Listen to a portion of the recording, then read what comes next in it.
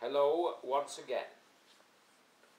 This is me, Leonard Wells, broadcasting as usual from Haslingden, north of Manchester in the UK. This is a message for Mr. Brown and his government.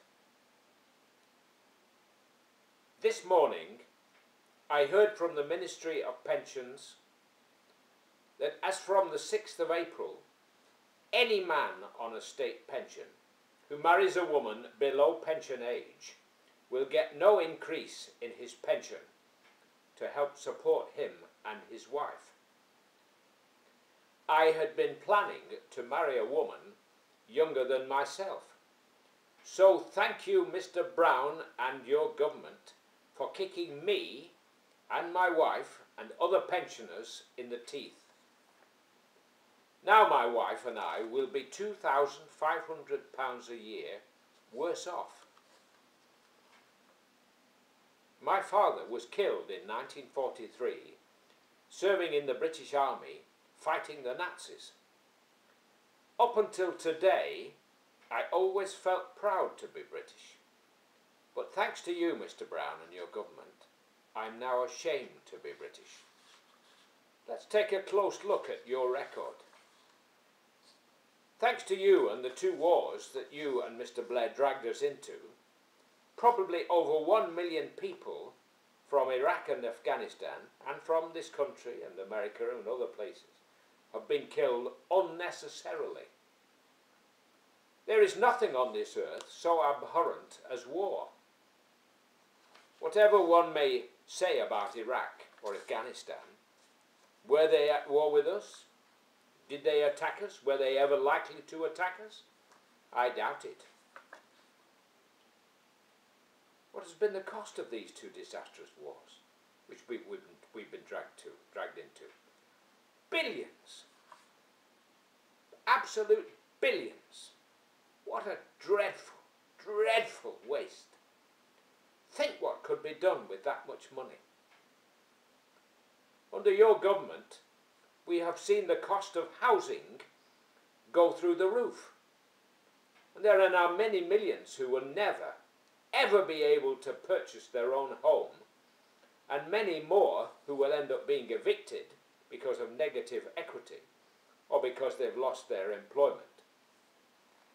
Under your government, and you admitted as much quite recently, you allowed greedy bankers to run riot and gamble away billions of our hard-earned money in their disgraceful and disgusting race to grab as much of the cake as they could.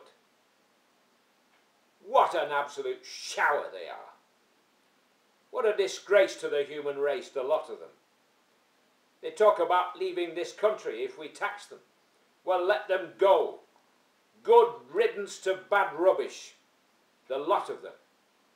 Let them go to Switzerland, where it seems that not paying your taxes anywhere else than in Switzerland is a national sport and pastime. Whilst you were in power, Mr. Brown, a large number of your Labour MPs and others were dipping their fingers into the expenses till. Several of you are being prosecuted as I speak. What a shower! What an absolute disgraceful shower. Under your government, one gains the impression that you Labour MPs all read the Bible or the Quran and then set about doing exactly the opposite of the good advice given therein. With 24-hour drinking and all the casinos that you were planning to build or allowed to be built. This country is now the abortion capital of Europe. Under your government, our students are becoming burdened by debt and stupefied by alcohol.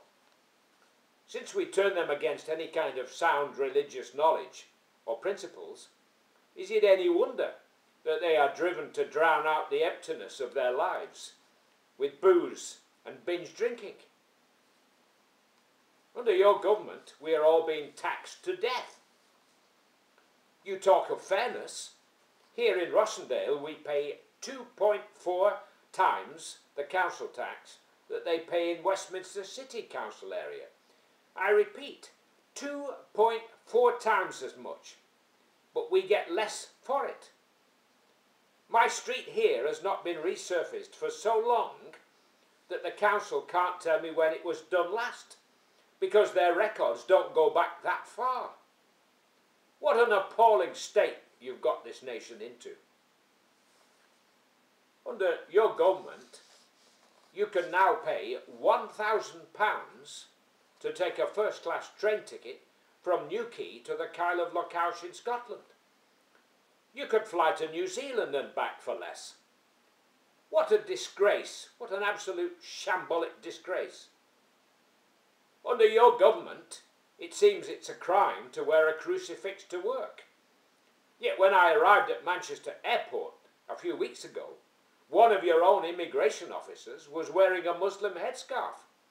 Not that I've anything against the Muslims, but was this not a Christian country for the last 2,000 years?